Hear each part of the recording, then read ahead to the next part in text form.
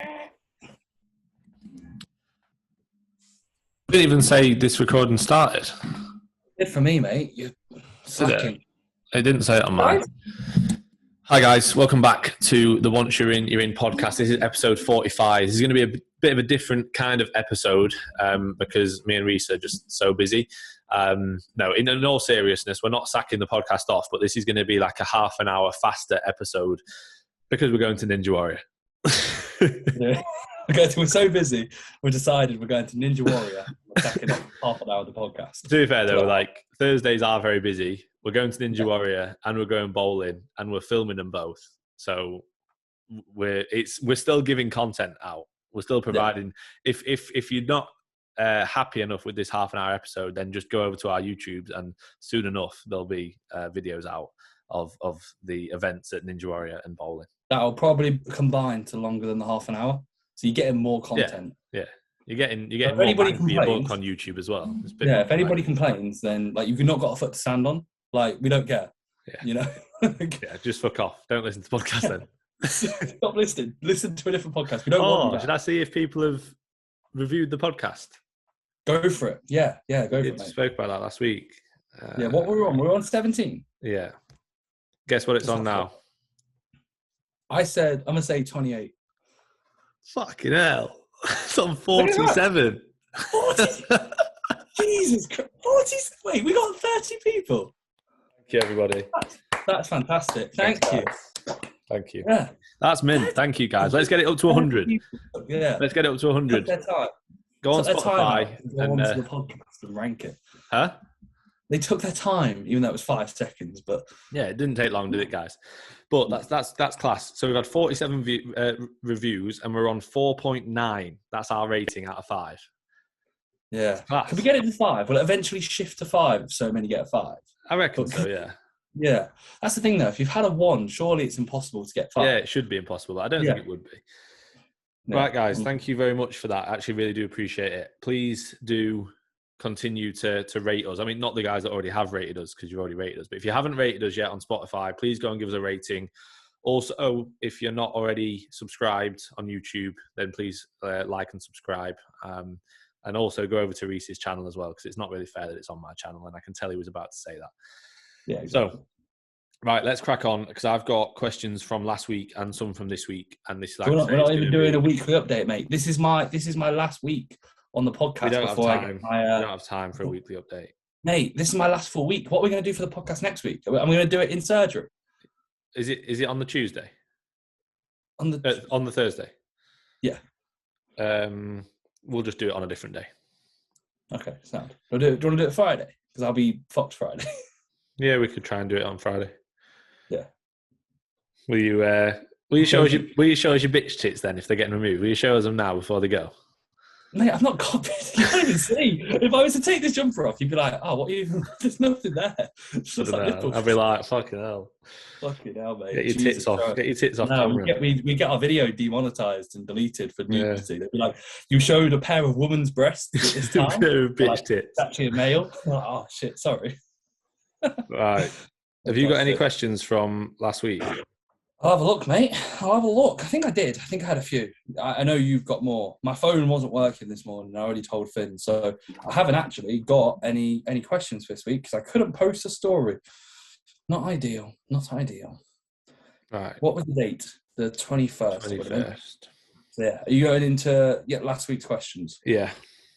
Sound. Go for it, mate. How are you doing though, Finn? I'm doing good, how's mate. Everything in your life? Are you okay? Yeah, I'm all good, thanks. Now let's get on with the questions. Okay, mate. First question, is wanking optimal for forearm gains? Don't know, my forearms are shit and I can't stop, so. Do you switch? No, mate, just right hand, eight every weekend apparently when I watch the football. That's what you think I do on a Sunday. Mate, that's why you're not growing, because you need to titrate up. I am growing, thank you. Times frequency by duration, and you have to either be progressing frequency or duration. Right, mate, if we're gonna get through questions, we don't have time to chat shit. Sorry, Finn. It's all right. Just don't let that happen. Okay. I'm sorry. Right. So, in all seriousness, is that an actual question? Is wanking optimal for forearm gains? No, you're not going to grow your forearms from wanking. Okay. Or are you? Only one way to find out. Next week on the Once You're in Your Room podcast. What did we get up to? Oh, J Murphy Fitness. Oh no, we asked that. Do you like that a lot of your clients are coaches too, or do you not think about it? Did we ask that? Answer that. I don't think we did. Okay. I don't know. It's one of them. I quite like that a lot of my clients are coaches. I quite like helping them with their coaching. Like, as much as that's not my job role as their coach, like, it's something that I do quite like. Hey, you're a business mentor, aren't you? Yeah, I'm part of the CP education. They're taking you on board. They have taken me on board. Fantastic. That's good, mate. Right. Dara Hamill, any reason why your Himbine is so little spoken about? Side effects? ? I don't think it's little spoke about. It's just that generally people tend to experience more issues. Like, there's more cost to it than benefit. Like, often people get very anxious from it. It's realistically all it's going to do is elevate your heart rate a little bit. Like, is it going to be that beneficial in terms of fat loss? Not really. And it's probably going to cause more issues in terms of like suppressing appetite and anxiety and feeling like shit. Yeah, I agree. I think within synergy of unnatural compounds, Clen, like, etc., you've got obviously like T3, so you've got like thyroid stuff. There's definitely going to be some benefits to it, but if it's taken solely on its own, I really don't think it's really like, it's not going to be a game changer. I still think if you're natural and you're really behind, then maybe. Yeah.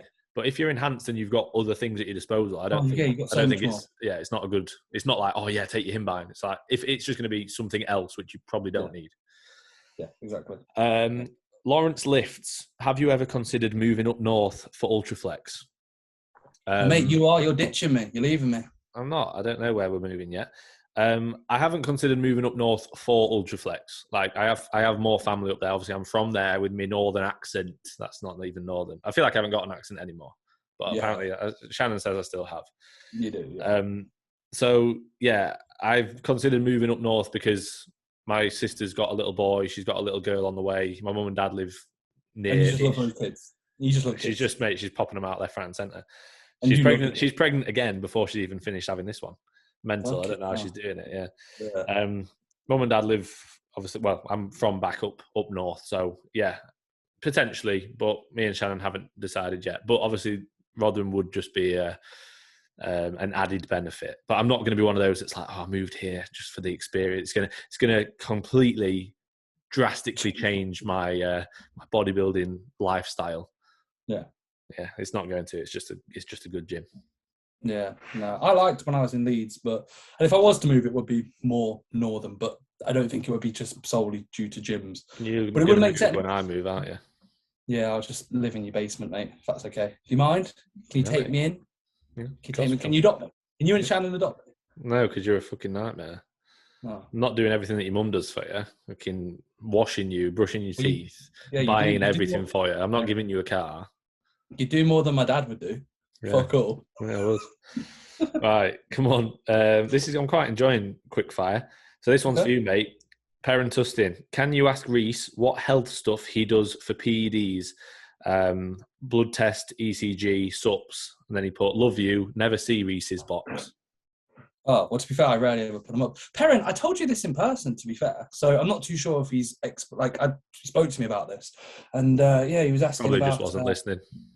Yeah, to be fair, if I'm honest, he was speaking to everybody at Ultraflex, so he probably didn't really know. He was like, I just spoke to this guy for half an hour. He didn't realise he was actually training. He didn't train. He didn't. I've got that video off Pete. So that video's going this weekend. Did it look good? Yeah, I've asked him to change a few bits, but it is good. Yeah, no, all right. So, so fair enough. Well, to be fair, like, it's one of those where I feel like you can go down the safer use models, and that's, again, the education that if you put in prior, you can be as health cautious as possible. That's not to say it's safe at all. It's definitely not. I've had bloods done 4-5 times. I think 4 to 5 times. I'd have to double check. I got pre-bloods. I got actually 2 sets of pre-bloods. I got post-prep, and I got bloods done 6 weeks ago. I'm going to be getting bloods done when I'm back to within a physiological range from probably next month, but I want to wait for my surgery all to clear because that's probably going to be stressing me out anyway. So once I'm back in the gym and I'm back into a normal range of androgens, for scans, I actually want to get something booked. I want to get that booked in probably most likely over the next like 8 to 12 weeks. And then for health subs, I mean, again, you can have the perfect plan in mind when you're like, oh, just take Strom Support Max, bro. But the vast majority of cases are literally just based off feedback. So for example, my prolactin was a tiny bit elevated. So, for example, like vitamin B6, like P5P, that's been taken daily. And it's pretty much a sense of kind of monitoring feedback based off bloods, based off feel, and then just going from there. And also the utilization of not fucking just ramming in 3 grams worth of gear because I'm like, oh, I want to go pro, let's just do more. It's really not the case. So, yeah.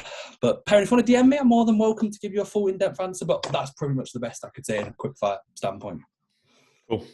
So this is someone, and God knows who this is, right? But they've made an account and they've called it the Kitman 11. Yeah, the Kitman 11. Because I checked it. I don't even know how I go on it. But yeah, basically, it's like someone's made an account and called it the Kitman 11.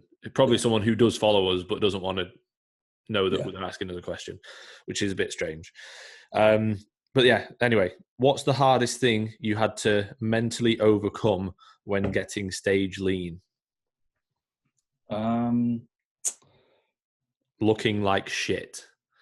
Yeah, good actually. You go through a stage of just... You didn't, mate. No, mate, I did. First 6 weeks, I remember looking at myself, I think I looked fucking awful. No, that's not getting stage lean, is it? Like, no, right at the end, like, I looked shit. Like, it wasn't ideal. Like, I don't know, mate. I look at some photos of myself and I don't think I looked like that. I looked good. It's just been like, it's just feeling small.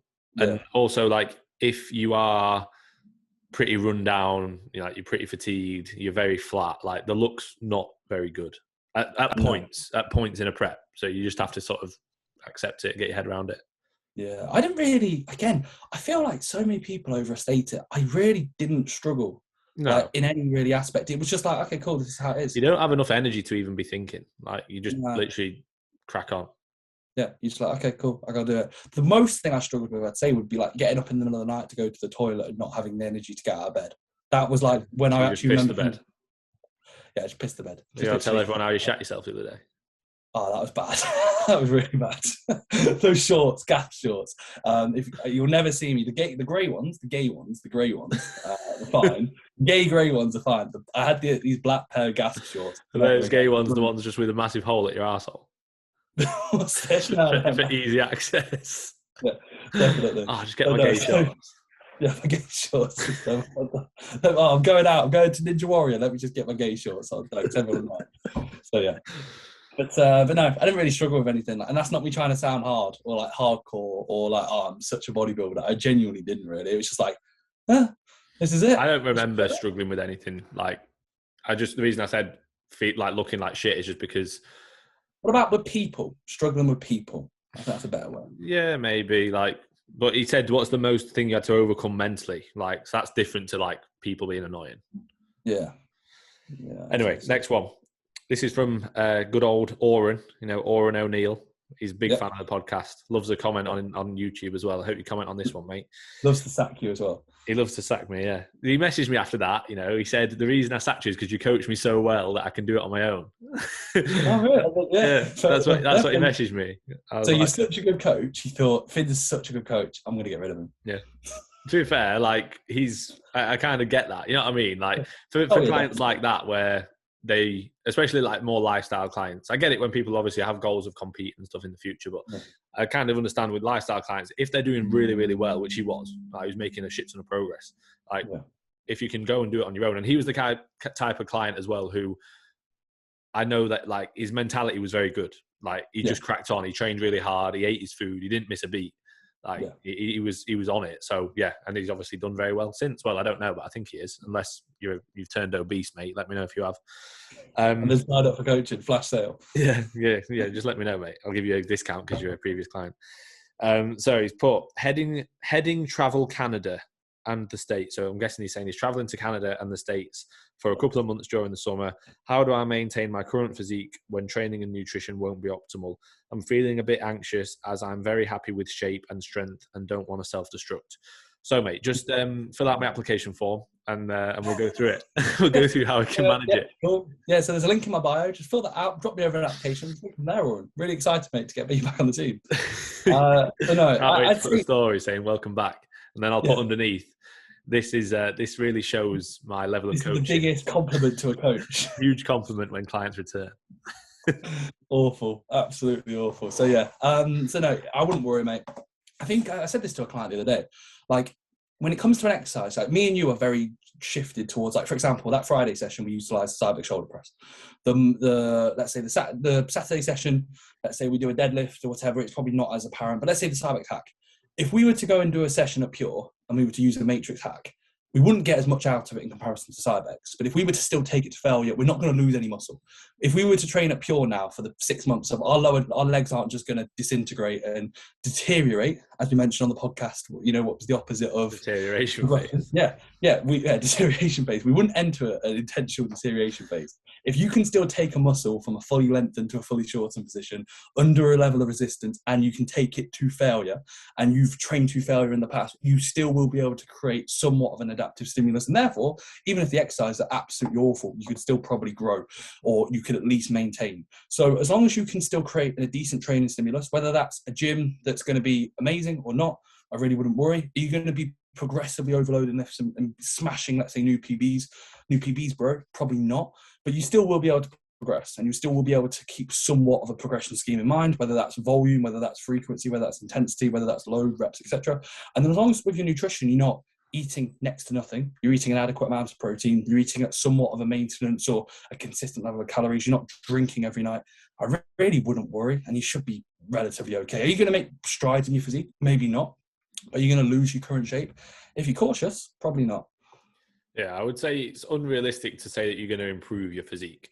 Yeah. But it depends on how, like, obviously you're going traveling, it depends on how you treat that time traveling. If you're going traveling to go out every night raving, then yeah, you're probably going to lose a bit of muscle and you're probably going to feel a bit shit. If you're just going traveling to literally, enjoy it, see different landmarks, like basically just, not going on a classic sort of like, what do they call it? What is it in, what is it, like summer break or something? What's it called in America? Spring break, bro. What's it called? Spring break. Yeah. If Spring you're going on break, spring break, then you're going to lose all your muscle, mate. If you're not going on a spring break style traveling tour, then you'll be sound. But yeah, your training's not going to be the same. Like realistically, if you're walking around, all day, pretty much every day, sightseeing and shit like that, your training's not going to be the same. But knowing how he trains, like you're not going to lose muscle. Just, you might train 3 times a week. You might train twice a week. But if you make sure that, like Reece said, if you actually make sure that it's a decent session, you make sure that you're eating a decent amount of protein, you're not going to lose any muscle over that 2-month period. You might not be as happy with how you look because you might not be quite as full. There might not be as much inflammation. You might be a little bit flatter depending on what your nutrition's been like, but you're not going to lose muscle. Yeah. Next one. This is from Tommy Barker. So another of my clients. He says, top 3 muscles in which clients struggle to connect with. The first one is lats. Tommy struggles with lats. Lats, mate. It's not just you. Don't worry. It's not just you. Lats. I'd say rear delts as well. Yeah. Hamstrings, maybe. Hamstrings. Yeah. I don't know. I think back. I think anything pulling wise. I don't know though, because I don't think anyone ever says like, "Oh, I'm struggling to feel my back." They just say it's their lats. Yeah. Yeah. No one can't do a row and feel their back. Like, well, it's rare. Like sometimes they might just be literally doing it through their biceps, but it's pretty rare. Usually, they struggle more to feel their lats because they have no scapular control, which is fine if we're trying to target the upper back. So it's usually lats. Lats would be the main one. Yeah, I'd agree. Yeah, and then again, it's after that. It's like person dependent. Like me and you connect really well with one side of our lats. I connect well both, but my right side's a lot more dominant than my left. Yeah. And again, you might have one side that's a little bit more specific. Let's say when it comes to how it feels. Maybe say abs as well. I was thinking that, But yeah, I think it's very easy. I can do an ab crunch, and sometimes, like, if I don't even think about it, I will not feel my abs. And then if I think about it, I'm like, oh, cool. I actually you have to. I think once it's you nail the execution, it's pretty simplistic when you understand how to extend and flex the spine properly. But like you say, you can bend over and still flex the spine, but you don't really. If you're not actively thinking to contract and squeeze hard, like, you won't really get much out of it.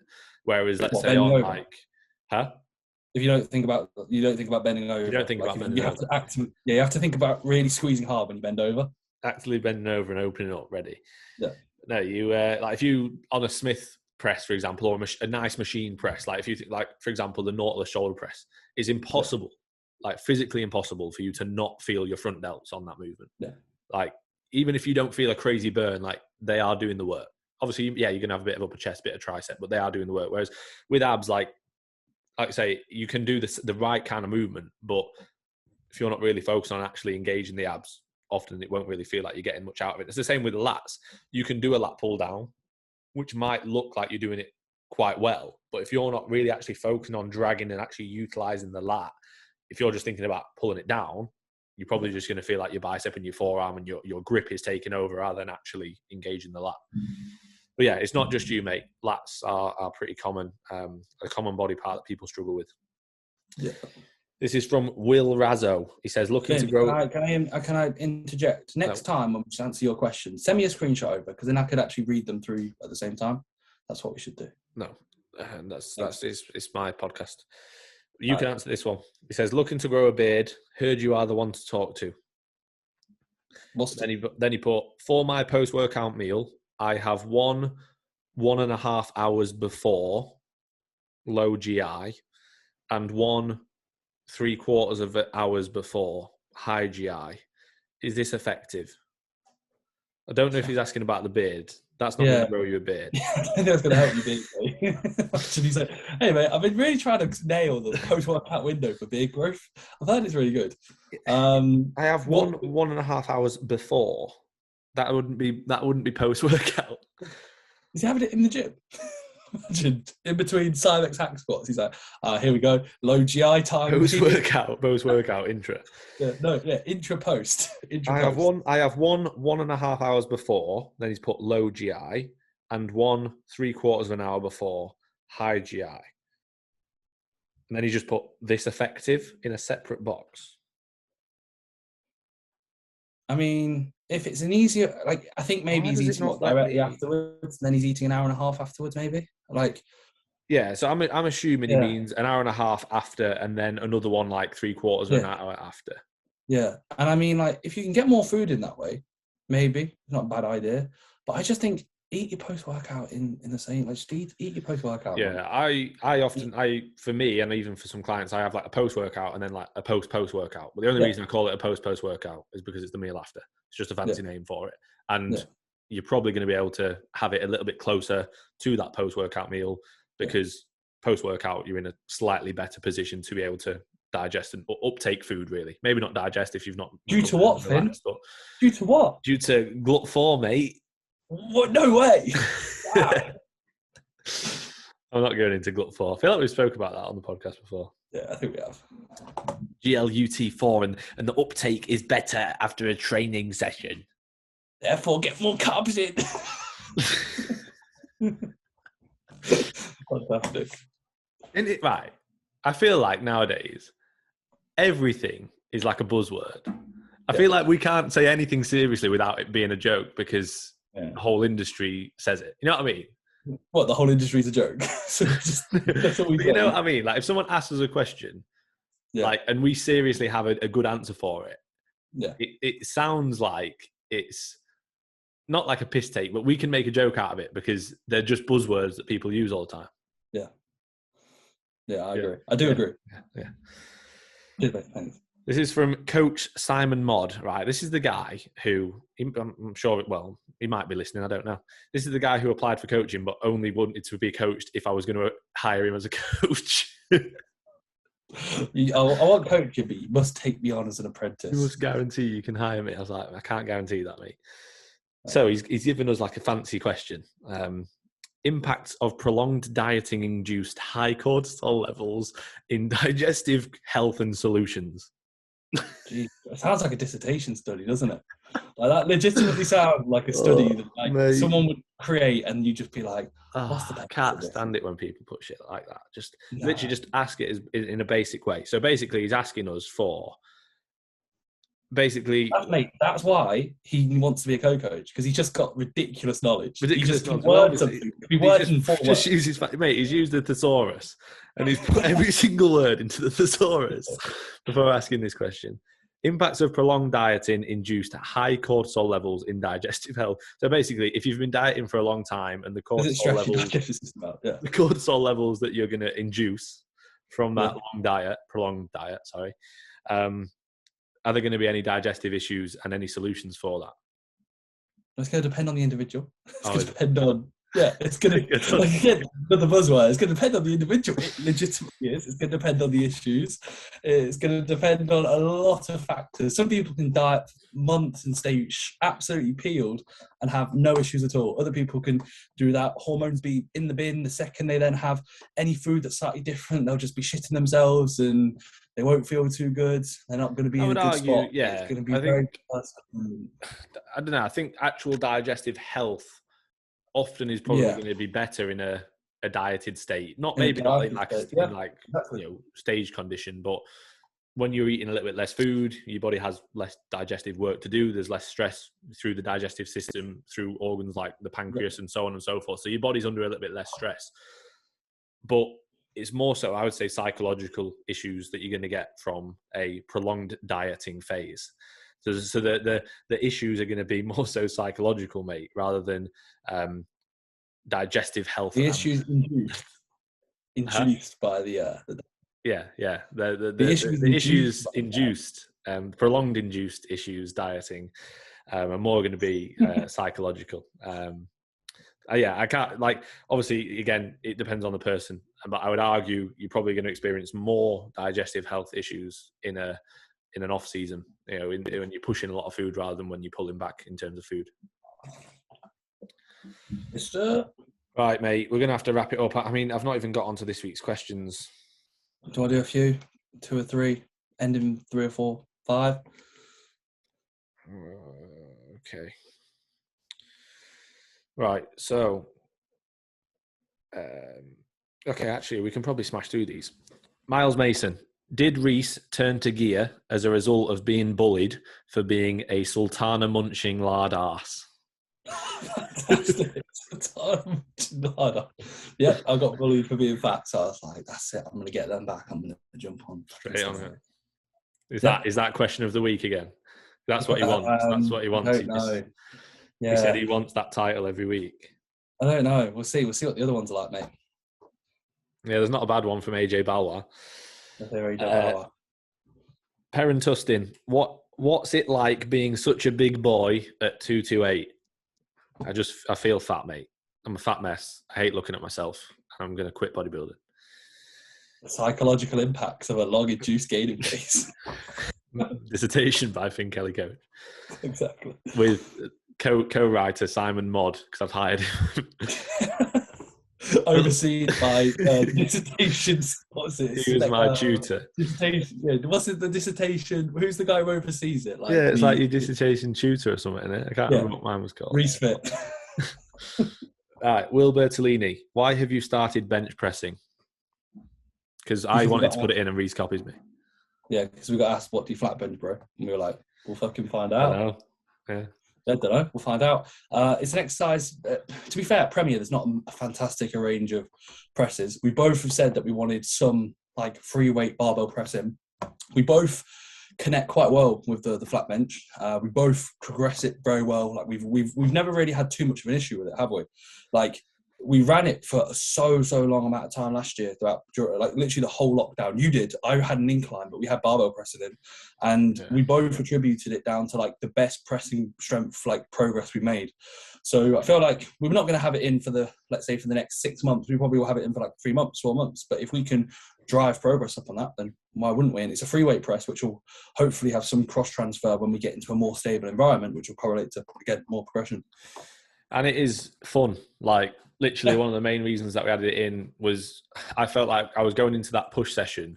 The first movement was an incline cable press. And I was going into it almost just not feeling excited to go into that session, because I like having, like we were saying earlier, we like having like at least one movement in the session that's a bit scary, that's quite exciting. A cable press like isn't exciting. Like, it's a good movement, don't get me wrong, it's a really good movement, but is it an exciting movement? No. Yeah, then I had a high incline Smith reverse band, which was causing issues on my shoulder. Reece had the dumbbells, so like that is quite an exciting movement. Yeah, but I had that, and then I had a close grip Smith, which was causing issues on my shoulder. So I just thought I need to have a bit of a rejig with that push session. So that's what I did. And I thought I'm going to do flat bench. And then I said it to Reece, and his eyes lit up, and he was like, "Yeah, can I do it with you?" And I was like, "No, you can fuck off." AJ Balwa, if you got £5,000 for each blowjob you give, how much would you make in a month? I'm not too sure. Depends, man. Depends on the month. Well, how many blowjobs do you typically give in a month? Yeah. Don't know. It depends. I mean, like, I haven't seen my uncle this month, so none. But before, maybe a few. Depends, really. I mean, Derek's gone on holiday. My granddad's gone on holiday for a week, so fuck, I'm not making my usual. Right. I'm not making my usual fucking 35 grand a week. If you got £5,000 each blowjob you give, yeah, not each blowjob you receive. Yeah. I'd be making money, bro. What if you receive? We're making fucking dough. We're making so much dough. Right. This is from JP_MVMT. To be fair, huh? JP. This guy, I'm gonna follow him actually. He's messaged me before. I'm going to follow him. He looks really good. He says natural bodybuilder in his bio, so he's obviously a good guy. I like him. So I followed him back. He looks really good, actually. So he asked... Better than you? Way better than me. Everybody is. Off-season, if body weight / performance is increasing, but still hungry, increase calories? ? No. Like, appetite really isn't something to drive food change. I always say that to if you're hungry, embrace it. Yeah, I can embrace it. I think this is good. This means I will handle more food when needed. Yeah, imagine if we used appetite as the only indicator for how much we eat. Like, no one would ever gain weight. Well, nobody would ever really get big, and nobody would ever get lean. Like, you'd have some people that are really, really fat. You'd have a lot of people that just are at maintenance. You'd struggle to really gain a lot of muscle because you obviously have to push food a little bit, but you'd also really struggle to ever get lean. So yeah, you can't really just go off of how hungry you are. Instead, if body weight, like you say, performance is increasing, body weight's going up, I would use that. I would actually look at that as a positive and say, well, actually, you don't require more food yet, which is good. You don't have to be forcing food down yourself. The next time that your body weight stalls a little bit, then that's probably when you should bump food up a bit. Right.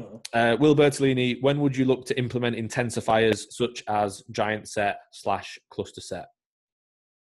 When you feel like you can recover from them on areas that are not going to be too centrally demanding, weak points potentially that can have a little bit more prioritization. And I feel like probably them three. Time efficiency as well. If people have to train between a certain amount of time on their break at work, things like that. Like, I have a few clients who sessions, they're structured around 60 minutes. So they might have a rest pause, then, a straight set, 2 straight sets, then, a drop set, a cluster, and that's the session. You can try and fit it in within an hour. Mainly like we said, but also time efficiency is quite a decent sort of implementation for them. Right. I'm going to finish off. Ped's put DM in his thing. So I'm assuming he's DM'd me. He has. Ped's fun fact. How long is it? To be fair, it's not too long, this one. He's put, not really a fun fact, but I'm pretty sure that after you read this, you will hate me. Ha ha ha. Okay. Imagine it's like he's murdered my family without me knowing.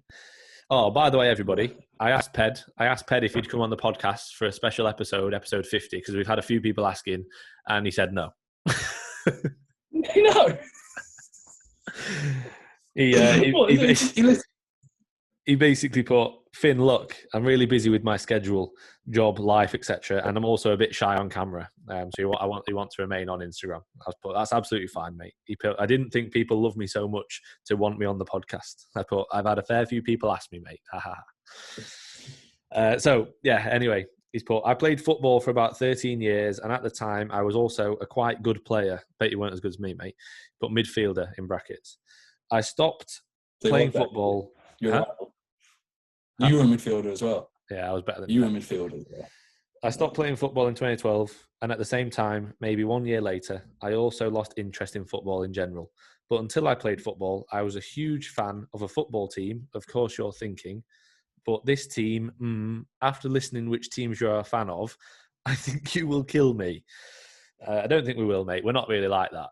Otherwise, we wouldn't be mates if we were like, oh, you support Liverpool. Ooh.